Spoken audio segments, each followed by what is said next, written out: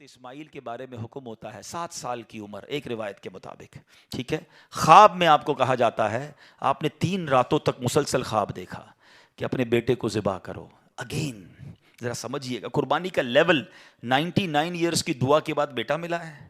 پہلے حکم ہوا صحرا میں چھوڑ کے آ جاؤ، آپ چھوڑ کے آ گئے ہیں. کتنا بڑا امتحان تھا. اب اس سے بڑا امتحان کہ اب اس کو ذبح کر دو.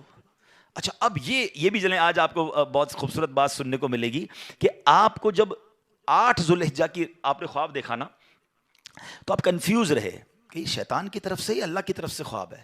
تو یہ جو سوچ بچار ہے نا، سوچ بچار کو کہتے ہیں ترویہ. تو جو 8 ذوالحجہ کا دن ہے اس کو یوم الترویہ کہا جاتا ہے. اس کی وجہ یہ ہے ایک بار پھر خواب آیا تو آپ نے یقین کر لیا کہ یہ اللہ کی طرف سے حکم ہے. تو اس لیے 9 ذوالحجہ کو کیا کہا جاتا ہے؟ یوم عرفہ. عرفات کہتے ہیں پہچان کا دن. آپ کو یقین ہو گیا کہ یہ خواب اللہ کی طرف سے ہے. اور 10 ذوالحجہ کو آپ ذبح کرنے کو چلے تو یوم النحر کہا جاتا ہے، ذبح کا دن. یہ ایکچولی یوم ترویہ، یوم عرفہ اور یوم النحر یہ حضرت ابراہیم کی کیفیات تھیں. اچھا اب آپ نے کمال یہ کیا کہ جب آپ کو یقین ہو گیا نا، آپ نے اپنے بیٹے سے بھی پوچھ لیا کہ بیٹا مجھے اس طرح خواب آیا ہے، تم کیا کہتے ہو؟ 7 سال کا بیٹا ہے، ایک روایت کے مطابق ان کی 10 سال عمر ہے.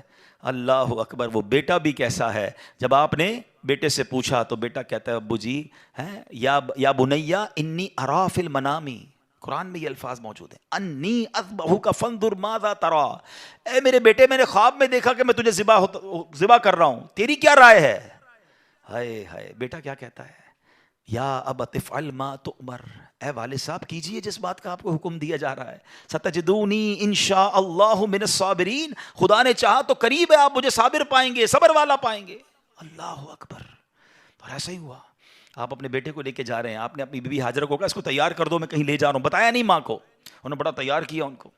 آگے گئے تو اب شیطان اتنی بڑی قربانی کو کیسے ہضم کرتا. فوراً گیا بی بی ہاجرہ کے پاس. اے ہاجرہ پتہ ہے تمہارے شوہر کہاں جا رہے ہیں؟ آپ کے بیٹے کو لے کر کہاں جا رہے ہیں؟ کہا ذبح کرنے جا رہے ہیں. کہا نہیں وہ تو کسی سے ملانے لے جا رہے ہیں، تیار کر کے لے گئے. کہ نہیں وہ ذبح کرنے جا رہے ہیں. کہ باپ بھی بیٹے کو ذبح کرتا ہے؟ بی بی ہاجرہ کہتی ہیں. اب شیطان کہتا ہے کہ ہاں اس لیے کر رہے ہیں کہ اللہ کا حکم ہے. کہا اللہ کا حکم ہے؟ پھر ٹھیک ہے میں راضی ہوں. ہائے ہائے ہائے، رب کا حکم ہے نا. کیسی ماں تھی، کہتی پھر میں راضی ہوں. شیطان کا ادھر بس چلا نہیں، حضرت اسماعیل کے پاس پہنچ گئے. کہا اے بیٹے تمہیں پتا تمہارے ابو کہاں لے جا رہے ہیں؟ کہ ابو کہیں لے جا رہے ہیں مجھے. کہ تمہیں ذبح کرنے لے جا رہے ہیں. کہا کوئی باپ بھی بیٹے کو ذبح کرتا ہے؟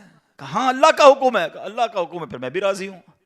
سبحان اللہ. اب جب حضرت اسماعیل نے حضرت ابراہیم کو پتہ ہے کیا کہا کہ والد صاحب اب آپ ذبح کرنے لگے نا، 2-3 میری گزارشات ہیں، ذرا مجھے اچھے طریقے سے باندھ دیجیے گا. کہ ایسا نہ ہو کہ جب مجھے آپ ذبح کریں تو میں زیادہ تڑپوں تو میرے خون کے چھینٹے آپ کے کپڑوں پر گریں گے تو آپ کے کپڑے خراب ہو جائیں گے. چھری کو ذرا تیز کر لیجیے گا تاکہ مجھے تکلیف کم ہو. مجھے الٹا لٹا کے ذبح کیجیے گا تاکہ آپ میرا چہرہ نہیں دیکھ سکیں گے. اور ہاں یہ جو میرا کرتا ہے نا میری ماں کو دے دیجیے گا تاکہ اس کو بیچاری کو تسلی ہو جائے. کیا دنیا نے ایسی قربانی دیکھی ہے؟ اب سنو، حضرت ابراہیم نے بالکل ویسا ہی کیا. آپ کو باندھ بھی دیا، آپ کو لٹا بھی دیا اور آپ نے چھری چلا بھی دی. چھری کا کام کاٹنا ہے، اللہ چاہے تو چھری نے کام نہیں کرنا نا. آپ نے اپنا کام پورا کر دیا، وہ تو کر چکے جو کرنی بشر کی ہے. مگر پھر کیا ہوا؟ سبحان اللہ. یہ امتحان ختم ہوا اور اب آسمان سے آواز آئی. حضرت ابراہیم بالکل اوپر بیٹھے ہیں اور چھری چلا رہے ہیں تو اوپر سے آواز آئی سبحان اللہ، اللہ اکبر اللہ اکبر. آپ نے جب سر اٹھایا تو دیکھا جبریل امین جنت سے مینڈھا دمبا لے کر آ رہے ہیں. تو آپ سمجھ گئے میرے امتحان کا وقت پورا ہو گیا ہے. بے شاختہ آپ کی زبان سے نکلا لا الہ الا اللہ واللہ اکبر. تو حضرت اسماعیل تو نیچے لیٹے ہوئے تھے، وہ بھی سمجھ گئے کہ لگتا ہے ہمارا امتحان پورا ہو گیا. وہ کہتے ہیں اللہ اکبر وللہ الحمد.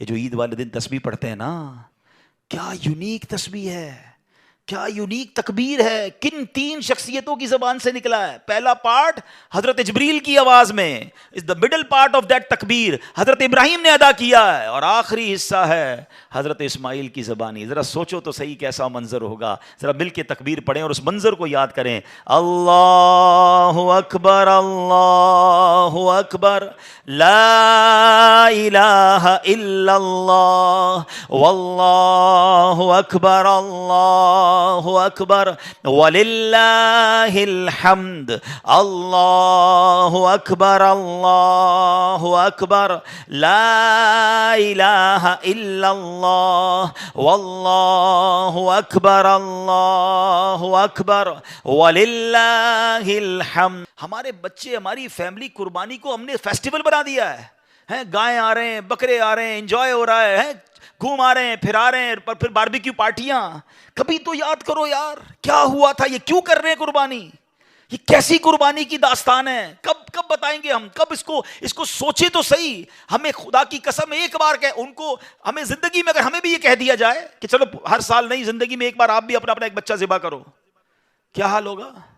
کتنی بڑی آسانی, بکرے کاٹو, گائیں کاٹو, خود ہی کھاؤ, انجوائے کرو. شریعت نے کتنا آسانی کر دی ہم پر, لیکن اس قربانی کو تو یاد کریں نا. اور پھر اس سے سیکھنے کو کیا ملا کہ یہ وہ لوگ تھے کہ جن کی ان واقعات کو پڑھ کر کبھی تو احساس ہو یار کہ کبھی مال کی قربانی دینی پڑے تو میں حاضر, کبھی وقت کی قربانی دینی پڑے تو میں حاضر, کبھی اپنی خواہشات کی, اپنی ڈیزائرز کی قربانی دینی پڑے تو میں اللہ کے لیے دوں گا. اور اللہ وہ دن لائے جب جان کی قربانی دینی پڑے, تب بھی اب پیچھے نہ ہٹے کہ یا اللہ جان بھی تیری ہے, تو نے تو دی نا جان, اے اللہ میں راضی.